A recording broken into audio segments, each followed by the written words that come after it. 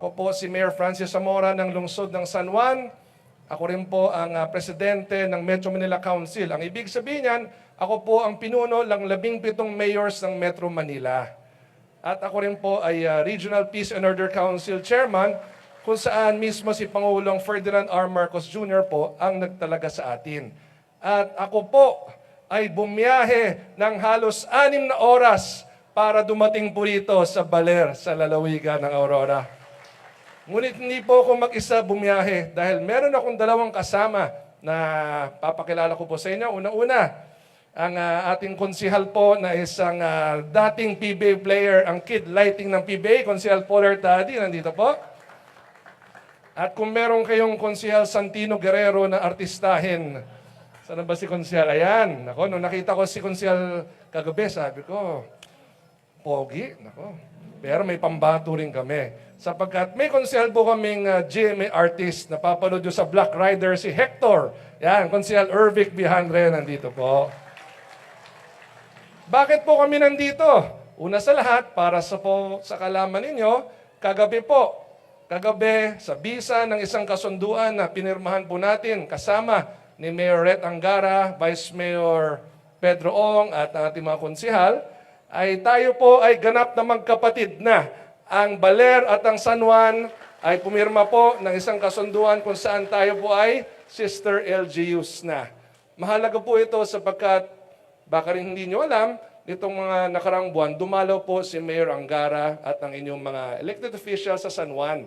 Sila po'y bumiyahe rin ng mahigit 6 na oras para naman po dumalaw sa amin upang aralin ang aming solid waste management. So nung nakita ho kami sa San Juan, sabi ko sa kanila, maganda siguro na tayo ay magkaroon ng isang kasunduan sapagkat maganda po na nababahagi natin yung best practices natin. Ibig sabihin, yung mga magandang ginagawa ng Baler, gusto naming matutunan. Yung mga magandang nagagawa ng San Juan, gusto rin naming ibahagi sa inyo. Kaya kami po ay nagkasundo na magkaroon ng isang kasunduan na ganap na nating pinirmahan po kagabi. At sabi ko nga po sa kilalang mayor, anong may tutulong ng San Juan? Number 1, we can help promote Baler. We will promote the tourism activities of Baler. Pangalawa, familiar ba kayo sa Green Hills Mall? Narinig nyo na ba yung Green Hills Shopping Center? Bala ko po gumawa ng isang lugar doon kung saan yung mga produkto ng mga sister city natin ay pwedeng ibenta po doon. Di ba? Kaya kung meron po kayong mga produkto na galing mismo dito po sa Baler o di kaya po sa mismong lalawigan ng Aurora, ay pwede nating ipakilala, hindi lamang taga San Juan ang pumupunta sa Green Hills Mall, pati po mga taga-ibang lugar, pati po mga foreigners. So, I would like to offer po that we can have a store in the Green Hills Mall showcasing the various products of our sister cities.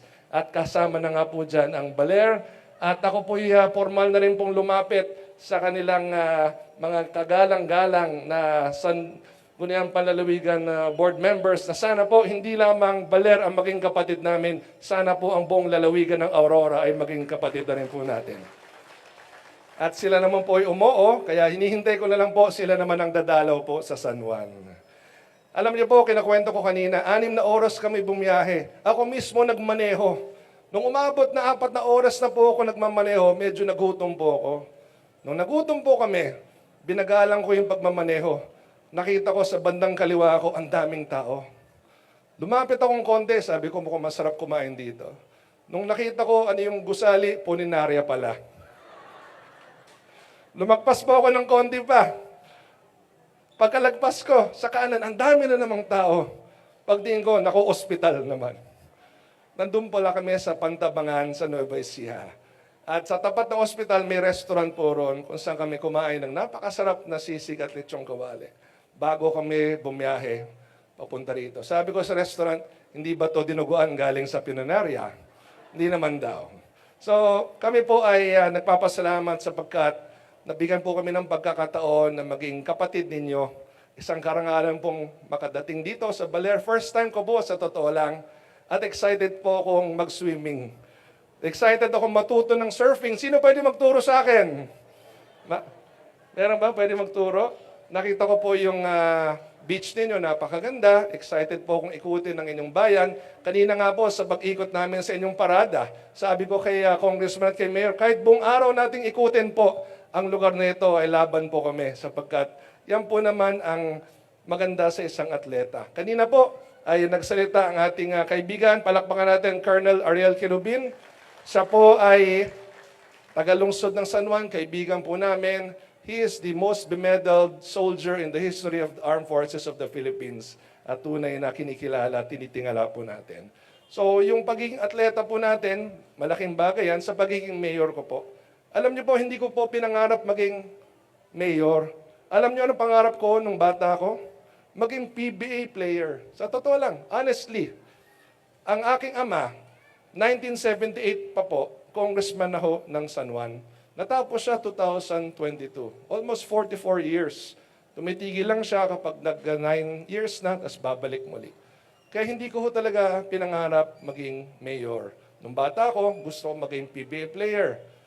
Nung ako ay mas bata pa, naglaro po ako sa Lasal, naglaro po sa PBL, na-draft po ako sa PBA. Ako po ay draft ng Santa Lucia Realtors noong taong 2001. Sabi nila sa akin, sabi ni Coach Norman Black, mag-practice ka lang, hintay ka, pipirmahan ka namin ng kontrata. Nag-ensayo po ako isang buwan, pero ang ending ng storya, hindi po ako nakapirma ng kontrata. Bumalik po ako sa PBL at kinuha ako ni Coach Leo Isaac. Kung kilala niyo si Leo Isaac, kasama ni Sonny Jaworski sa Ginebra, siya naging coach ko. At binigyan niya ako ng malaking pagkakataon na maglaro. At dahil sa magandang break na yon, tinawagan po ako ni Coach Ryan Gregorio ng Pure Foods. Sabi sa akin, meron ka bang escape clause sa kontrata mo? Anong ibig sabihin nun? Makakakalas ka ba sa kontrata mo ngayon? Sabi ko, bakit naman po? Dahil gusto ka naming kunin sa Pure Foods. Sabi ko, ito na yung gusto ko sanang maabot sa buhay ko, makapag-PBA na ako. Ngunit alam niyo anong sinabi ko sa sarili ko? Hindi ko pong pwedeng iwan si Coach Leo Isaac dahil sa kanya ay nakilala ko ng Pure Foods. Kung hindi dahil sa kanya, hindi naman ako tatawagan. Kaya anong decision ko po? I politely begged off. Sabi ko, gustuhin ko man na maabot ang pangarap ko, ay hindi ko humaiiwan yung coach ko. Kaya hindi po ako umalis at nanatili po ako sa coach ko. Pagkatapos ng isang linggo, si Coach Leo, pinalitan naman. Pinalitan siya bilang coach at may bago siya mga player na sinama, nawala na ako sa rotation sa basketball. Bumalik ako sa Pure Foods, tinanong ko sila, Coach Ryan, nandiyan ba ba yung inalok niyo sa akin? Sabi na, nako, pasensya na, may napirma na kaming iba. Sana kung tinanggap mo yung offer namin 1 week ago, PBA ka na. Alam niyo po, kahit babalik-balikan ko ang pangyayaring yon, magiging ganun pa rin ang decision ko. Sapagkat ang pinaka-matibay na pamamaraan ng maayos sa pagkatao ay yung loyalty mo. Kaya sabi ko sa sarili ko, gustuhin ko man sana na maabot ang pangarap ko, buo pa rin ang integridad ko. Sapagkat hindi ko iniwan yung taong tumulong po sa akin. Yung lumalaki na ako, tumatanda, iniisip ko, nako, paano kaya kung pumirma ako ng kontrata? Paano ko umuho ko? Alam niyo po, isipin niyo, 2001 yon. 2019, naging mayor po ako ng San Juan. 18 years, naging konsyal muna ako, naging vice mayor, naging mayor. After 18 years ko lang na-realize, buti na lang, hindi ako nag-PBA. Kasi kung nag-PBA po ako, hindi ako magiging konsihal, hindi ako magiging vice mayor, hindi rin po ako magiging mayor. Ang buong akala ko noon, ako, nakakalungkot, sayang. Pero yung pala, may blessing po pala galing sa Diyos. Hindi ko lang alam na yung pala ang blessing niya. After 18 years ko lang malalaman. Kaya ito po ibinabahagi ko sapagkat mahaba na rin po ang pinagdaanan ko upang umabot po dito. Ang dami kong pagsubok na pinagdaanan, mahirap po ang labanan sa amin sa San Juan. Siguro kilala nyo naman yung mga dating nakaupo sa San Juan. No? Nung una akong lumalaban, marami nagsasabi, hindi mo kaya yan. Sabi ko, sige, okay lang naman kung hindi kayo nagtitiwala sa akin. Pero sabi ko, marami akong nakikitang dapat baguhin. Marami akong nakikitang dapat gawin. At yun nga po, nung tayo'y nabigyan na ng pagkakataon, ito na nga po ang makabagong San Juan.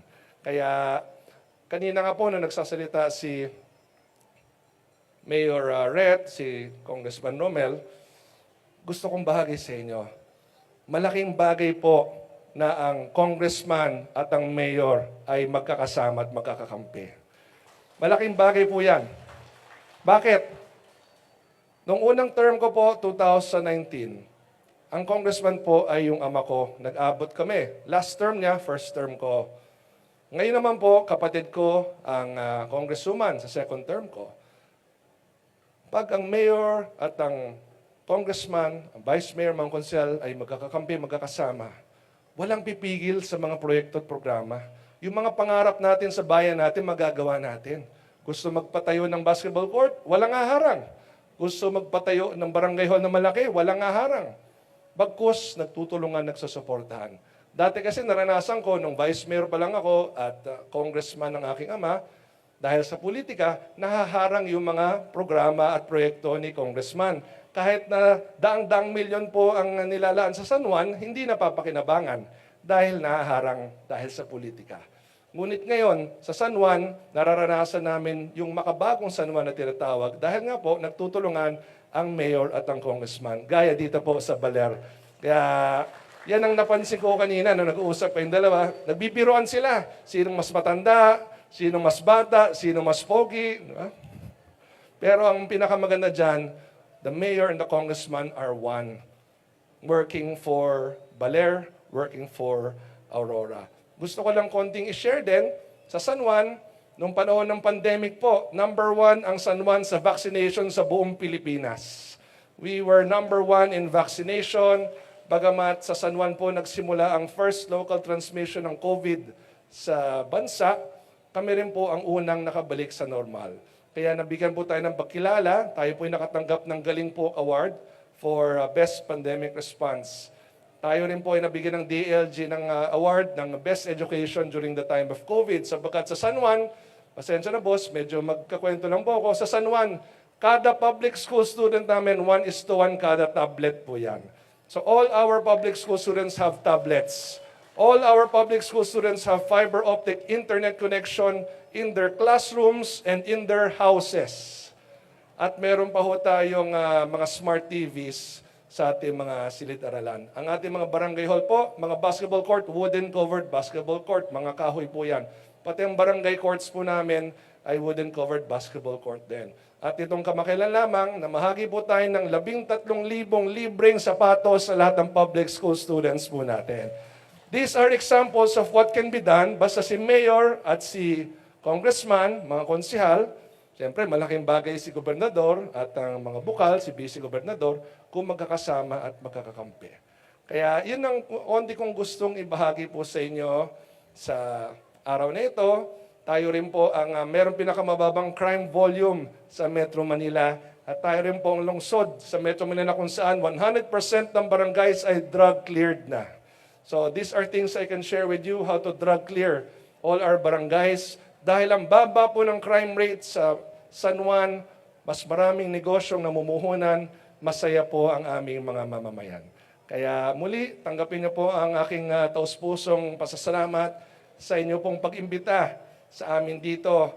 Sabi ko po kay Mayor at kay Congressman, so susunod na balik namin, dadalhin ko na si Konsihal James Yap.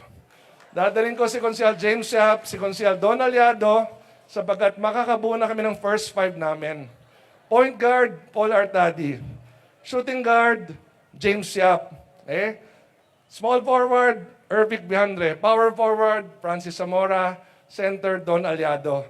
Ang kakalabanin naman namin, guard, Romel Angara. Guard, Ret Angara. At sabi ko, special participation, Senator Sani Angara. Di ba? Si Senator Sani po ay ninong ng bunso kong anak na si Noah. So, nung senator pa ho siya, kinuha ko siyang ninong sapagkat matagal na ho kaming magkaibigan. At isa po ako sa talagang natuwa nung nalaman ko na siya na po ang bagong kalihim ng Departamento ng Edukasyon. Dahil gaya po ng inyong mga pinuno dito, we really focus on education. Mahalaga na bigyan natin ang ating mga mamayan, mga kabataan ng magandang edukasyon sapagkat yan po ang magbibigay daan upang sila ay magkaroon ng magandang kinabukasan. So, bago po ako magtapos, may tatanong po ako kay incoming Vice Mayor. Nagbebenta pa ho ba kayo ng raffle ticket? Ayan. Bakit ko tinatanong? Kanina, tinanong ko si Kong eh. Meron ho ba rito mga organisasyon na kasalukuyang nandito? Meron ho ba kayong Senior Citizens Organization?